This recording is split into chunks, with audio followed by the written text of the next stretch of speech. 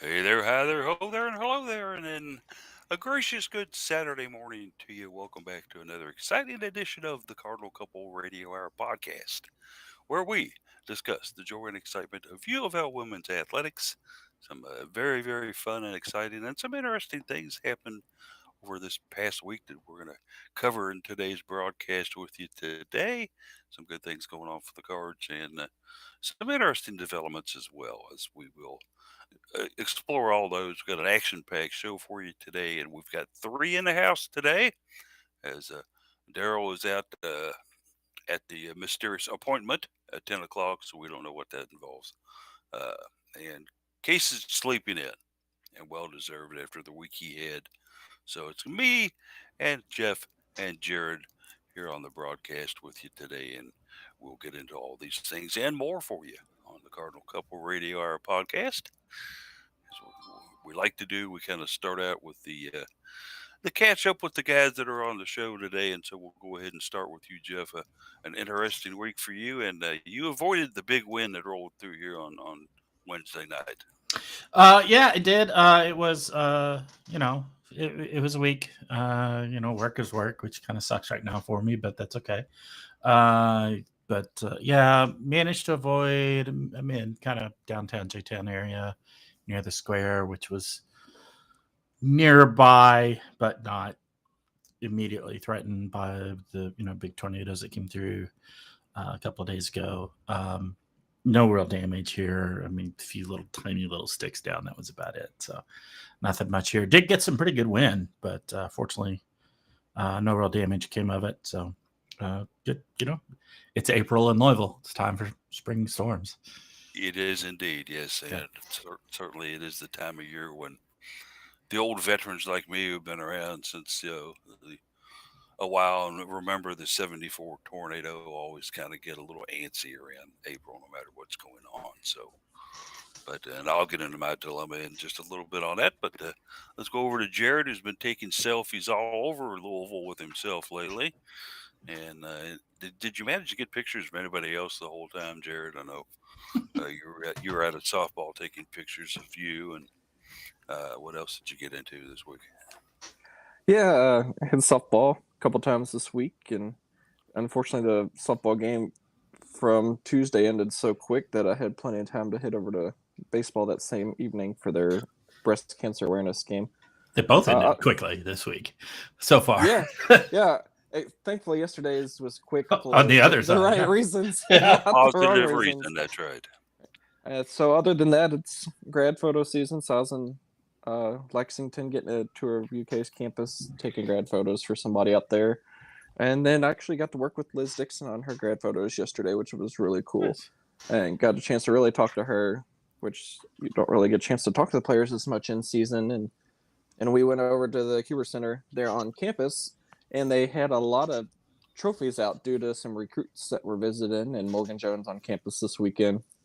So there I was in all at the 4 ACC championship trophies and then the 4 regional championship / Final Four trophies that they had there. And you can't pass up a selfie with those trophies, as much as I was in awe with that. And she took me in the locker room so we could get some photos in there. And that giant queen chair that they use for some of their pictures and videos they did at the start of the seasons in there, and the locker room was very nice. And just getting to kind of check that out a little bit was, I was in awe at a lot of it, just because I haven't gotten a chance to really explore that facility as much as some of the others. This sounds like big fun. I guess the big question I've got is, did Liz take you inside, post you up, and score on you? Oh, she would have crossed me over at half court if we even tried. So she would have had an open goal to work with if we did that. But it's not exactly her strength, but maybe. Even in her heels, I'm sure she could have beat me up and down the court on that one. I guess it would be hard to play defense when carrying a camera. I'm sorry. But yeah, it was a pleasure to actually talk to Liz and get to know a little bit more about her. And I was like, so now that you have summertime, what are you going to do? And she goes, I don't really know, because the last 2 years we've had COVID, so I've never really gotten a true summer up here. I would hope that she would be spending some time in the gym working on her game, as I'm sure they're able to do that. I know there's some I think they can practice 4 hours a week or something like that. That used to be the rule. Right. I You don't have know. so many official ones that you're allowed Mhm. to do But I think they that can. are led by UofL, but on your own, you can do They could go in whatever there you want. anytime they want. They've got 24/7 access to it if they want.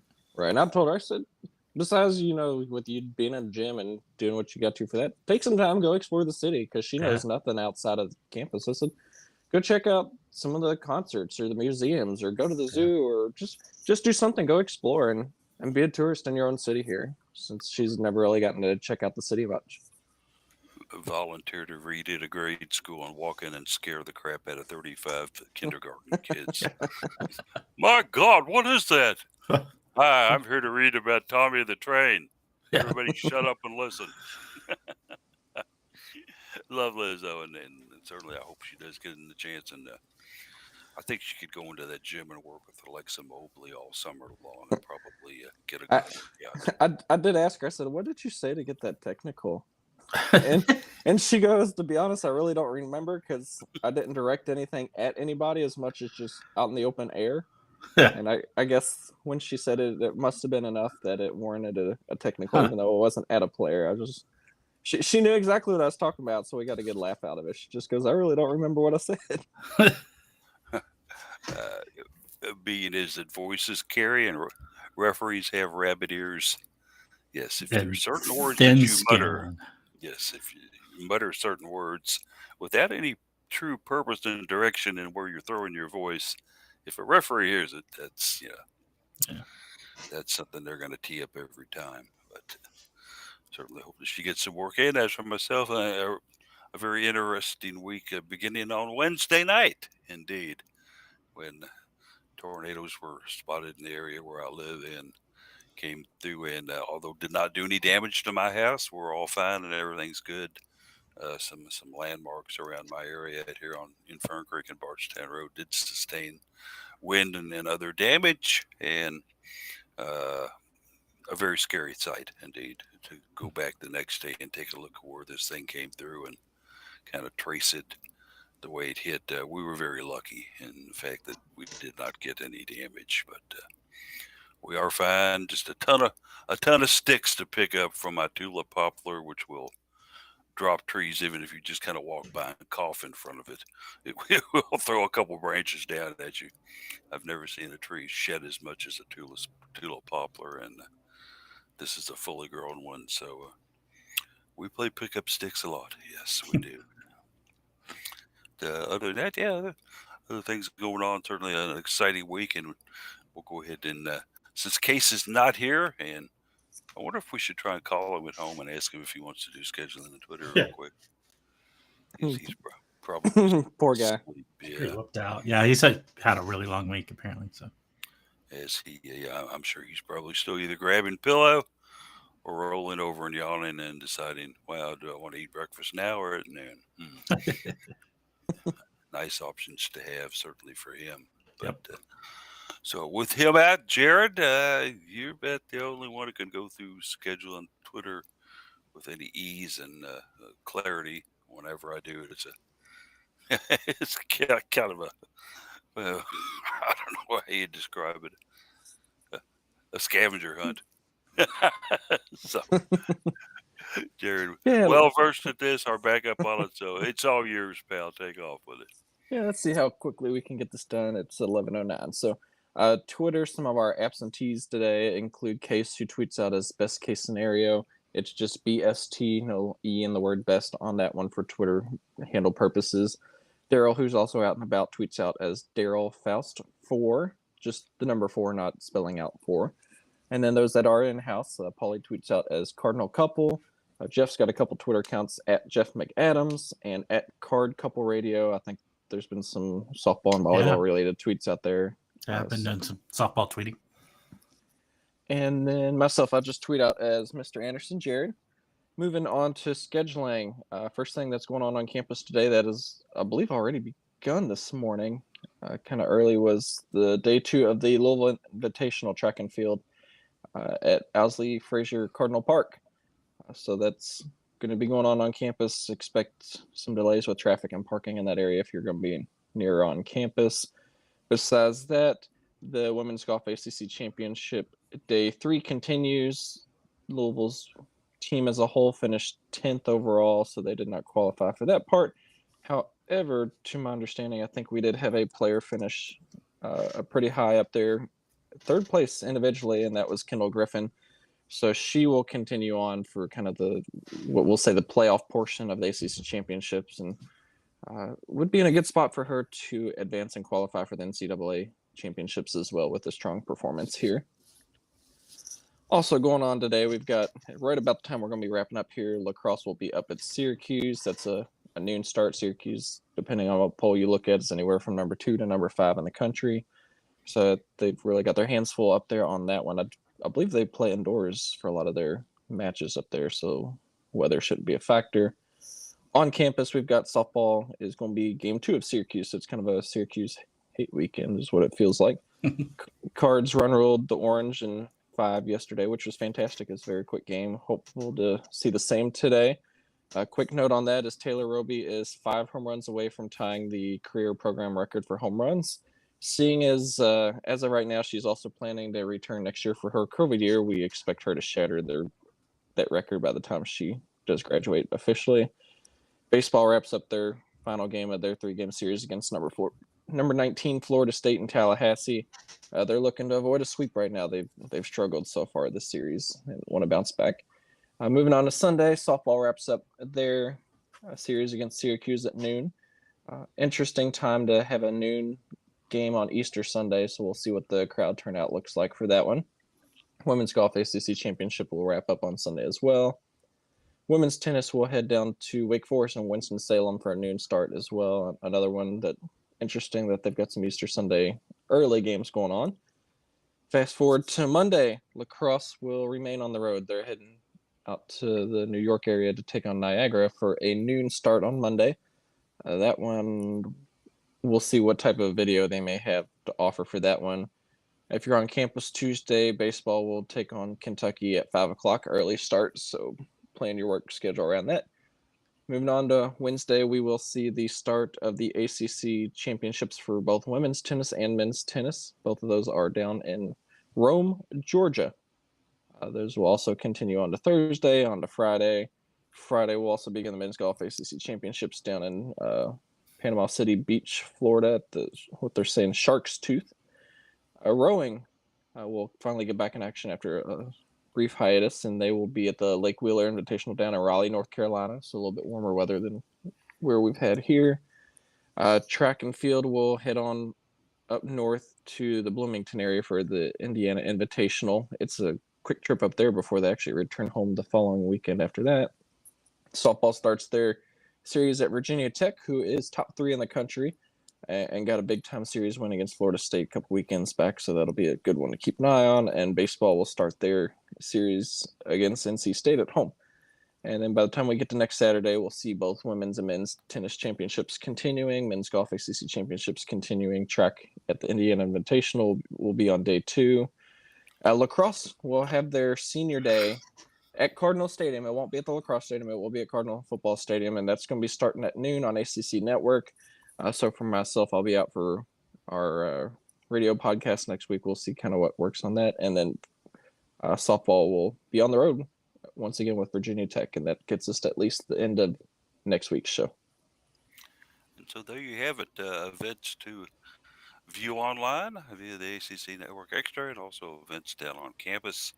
Certainly the weather looks like it's going to be pretty sweet. A little cooler maybe tomorrow, but today'd be a good day to get out and do some things, and certainly go ahead and support your sports at UofL that don't draw quite the limelight that basketball may, because those are student athletes that are out there working just as hard all season long, and certainly deserve your applause and support when they get out there.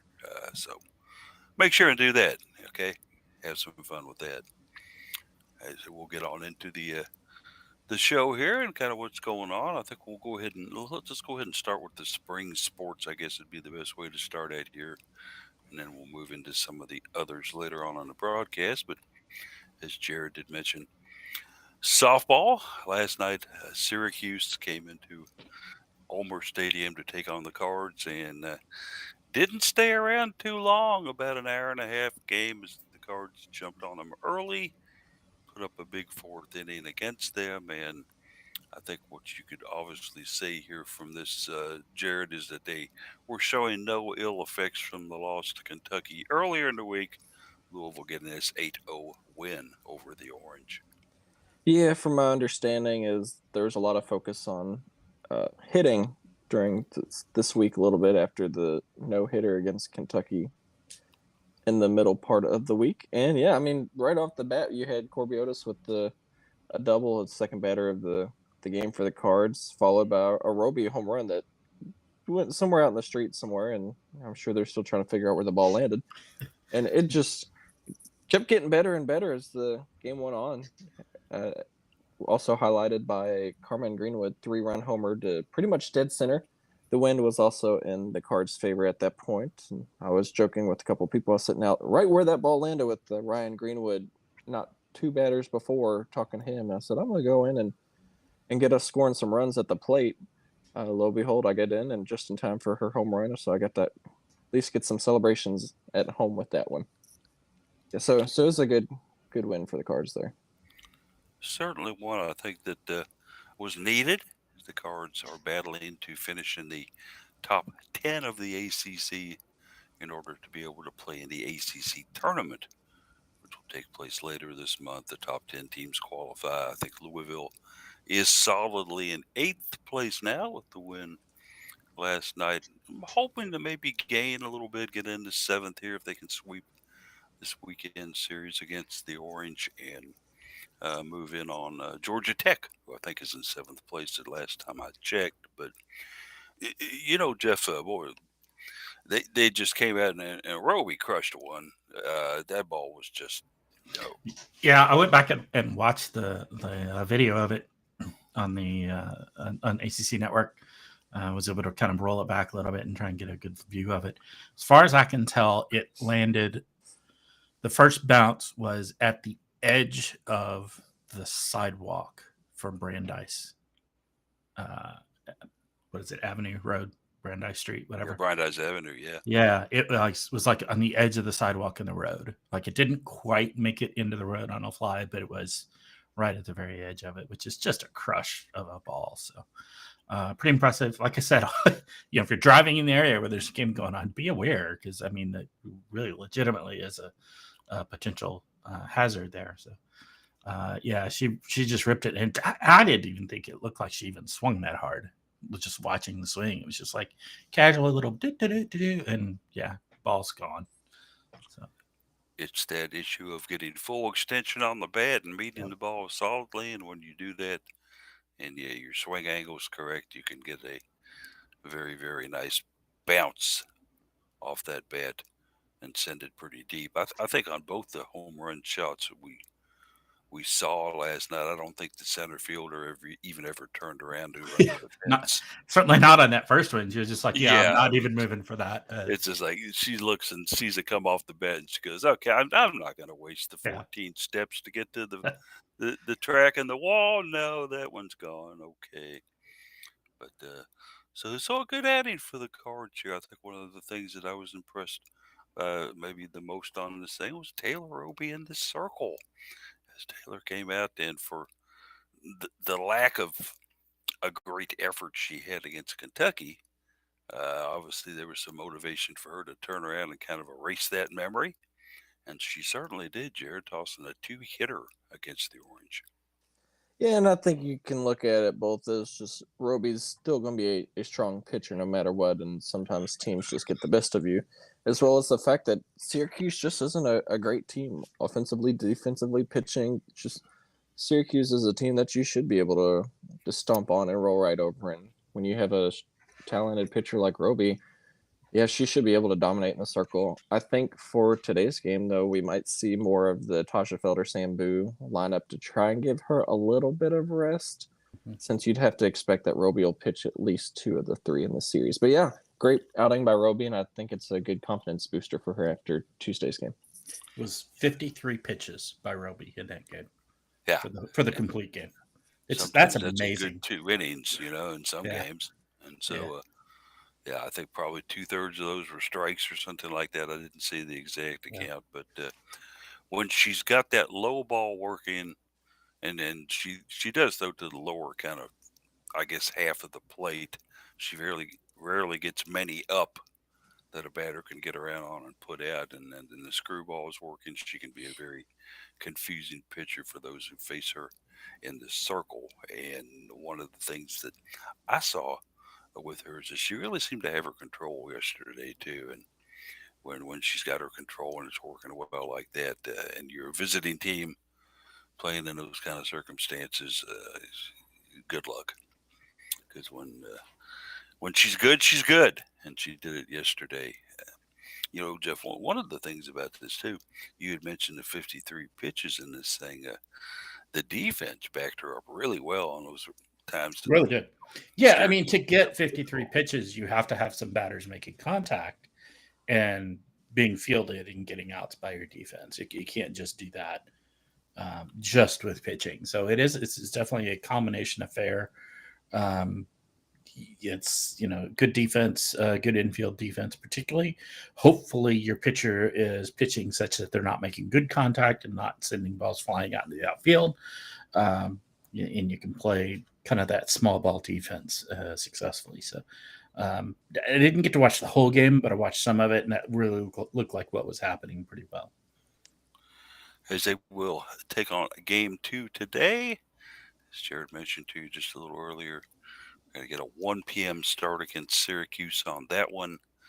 I would think that the Cards certainly would look to build a little bit on the offensive success they had, and they normally don't have any type of starting lineups out or pitching assignments out an hour and a half before the game. Those usually don't come up until anywhere from 15 to 20 minutes beforehand. Right.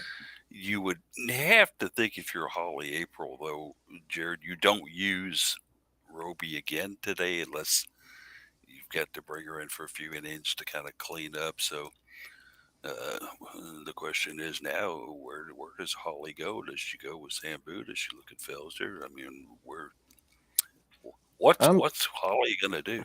Yeah, I'm thinking you'll probably see both Fielder and Boot in the circle at some point today, as I don't think either of them are quite ready to pitch a full game at this point in their careers, and that's perfectly fine. Neither of them have been expected to do so at Louisville yet, so for them just to even get in, if we can get 3 solid innings from each of them, something like that, rely on the offense to maybe support them like they did with Roby yesterday and put a lot of runs on the board. That also takes a lot of pressure off of some young, inexperienced pitchers. And you don't really want to pitch Roby 3 games, because then you're dealing with the fact that the Syracuse batters are getting more and more reps seeing Roby in the circle and her release and how the ball drops when she's pitching. And it's more times and more at bats for them to adjust, which you don't want to do.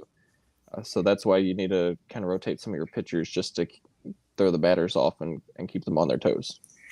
And I think that is one of the old adages of either softball and or baseball. If you go up against a pitcher the third time around, you've got a pretty good general idea of what this pitcher can and will do against you. The Syracuse players did not have that luxury yesterday, of course, though, with Roby being in control. Jeff, let's talk a little bit about Carmen Greenwood. They were saying her on base total, or total bases for the season, is second in the NCAA. And what that means is, if you're, I don't know how they do the exact figure, but I guess a double is worth so many points, a triple is worth so many points, a single home run, second in the NCAA behind some All-American that in Oklahoma. That's just an amazing stat. That's amazing. I don't know the stat that you're talking about there. Her on base percentage is almost 47%, which is just total amazing. bases is what they call it. So total bases is just each base touch. So yeah. You hit a home run, that counts as 4 bases touch. You get a single, and then you get driven in that same part of the inning, and you score. That would also be 4 bases touched. Or you get a double, you get stranded at second. That's just a 2 bases touch type thing. So it's just one base counts as 1 base in that situation. Yeah, I mean, she's well ahead of anybody else on the team in that. She's got 117. Next highest is 85. Taylor Roby. Yeah. Wow. Yeah.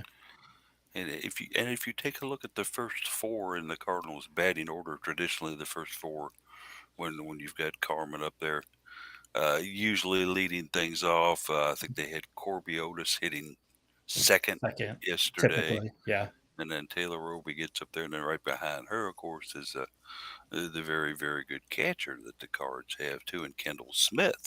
Mhm. That's a pretty murderer's row group to face if you're going up against Louisville in the first inning. You got those four potentially coming up against you. Yeah, you do get quite a few pinch runners out of that crew. Carmen Greenwood has speed, but the other three are not quite so much.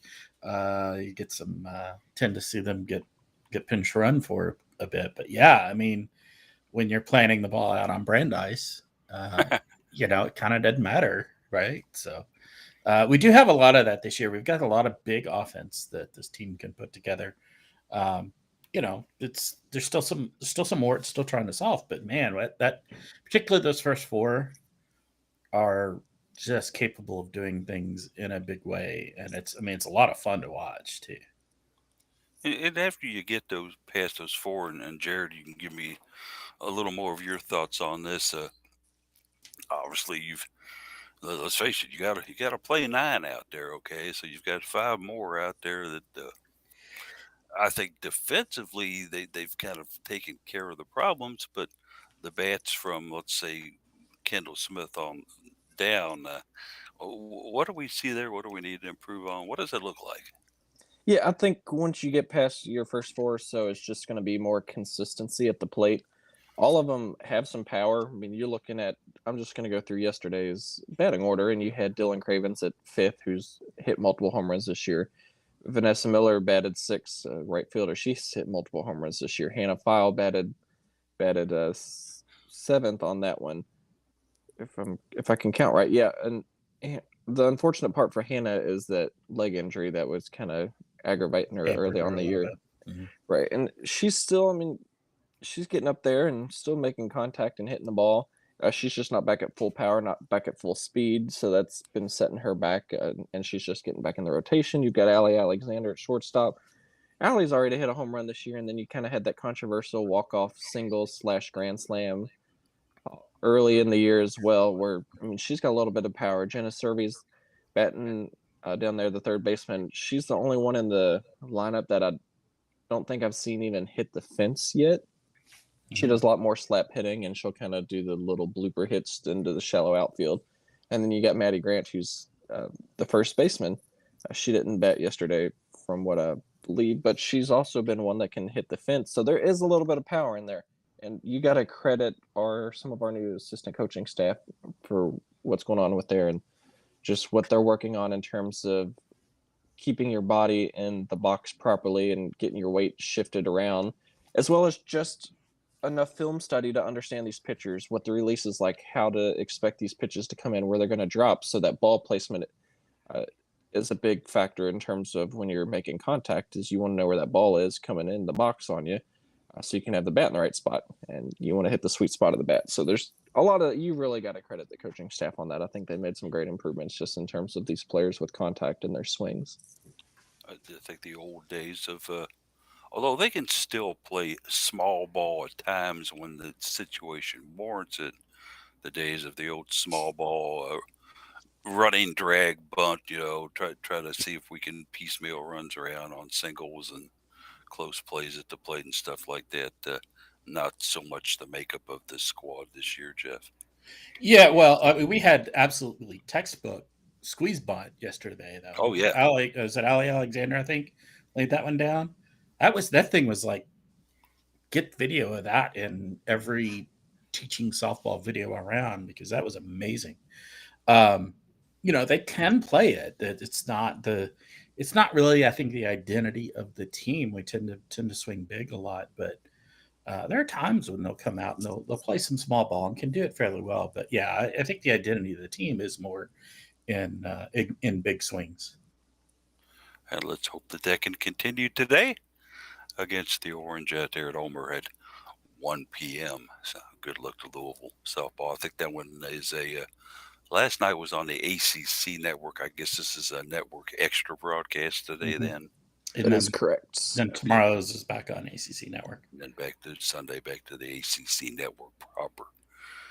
Right, well, let's go ahead and take things up north with another sport that does their work in the spring, and that is the Louisville lacrosse team or squad, as they have a noon start right after our broadcast today up at Syracuse. As Jared mentioned, they're ranked anywhere from number 2 to number 5 in the nation. They come into this game with an 11-3 record. They're 5-1 in conference. Certainly the head coach up there, Gary Gate, a very fine head coach for the Orange. And also, if you've ever been out to the lacrosse stadium at Louisville, you'll see the Gate. Is it Gate Equipment or Gate, Gait, Gate Enterprises or something? He also is in the equipment business for lacrosse and shamelessly puts his posters up wherever, there's lacrosse going on in the ACC. That I guess you can do. If you control the marbles, you can certainly control the pace of the game. But a very, very fine lacrosse team up there in the orange, and I guess we're going to have to wait and see. This one probably is in the Carrier Dome, but we'll kind of wait on this. This is just going to be a very, very hard, tough game for the Cards to try to come out on top with, Jared. Yeah, I think you're really in a desperate time at this point, especially after a quite surprising loss at Pitt last weekend. So a loss to Syracuse today would guarantee a losing regular season, which the Cards can't afford if they are wanting to make it into the NCAA tournament. And Syracuse is not going to be a team that's going to just sit down and let you beat them. So the Cards have a giant uphill battle here. Playing on the road is always tough. And unfortunately for me, it kind of feels like this one's going to be headed more towards a running clock in Syracuse's favor by the fourth quarter, as opposed to this one being a close battle. But, the Cards could pull this one off. You never really know what happens. We've seen big upsets in the past. And, I mean, even this morning, I was watching the 2013 UofL Baylor Shoney Schimmel Brittany Griner game. So just as a reminder that big-time upsets do happen and are entirely possible. So we'll see what happens here, and hopefully the Cards can kind of find their rhythm. I was watching Louisville versus Nebraska in volleyball the other day too, so that one wasn't so much of an upset, but still, it was great fun. Both of those were incredible contests for the Cards. When looking at this, and I think if I'm not mistaken here, but I think all the teams that play ACC lacrosse are going to be involved in the tournament. I don't think there's a qualification factor involved there. I think the way that it breaks out is that the bottom 2 seeds, which would be, I think, if I'm not mistaken, 8 and 9, have to play the day before the rest of the conference gets started, or a couple of days before the rest of the conference gets started. Yep. I guess call that a play-in game or whatever you want to on that, to determine what that 8th seed is going to be for the actual ACC lacrosse tournament. The Cards, I think, are currently ahead of 2 squads right now in lacrosse action. If I remember correctly, although they do have a loss, Pitt in conference record. They're also ahead of Notre Dame, but Notre Dame obviously a very good program. And so we're listed ahead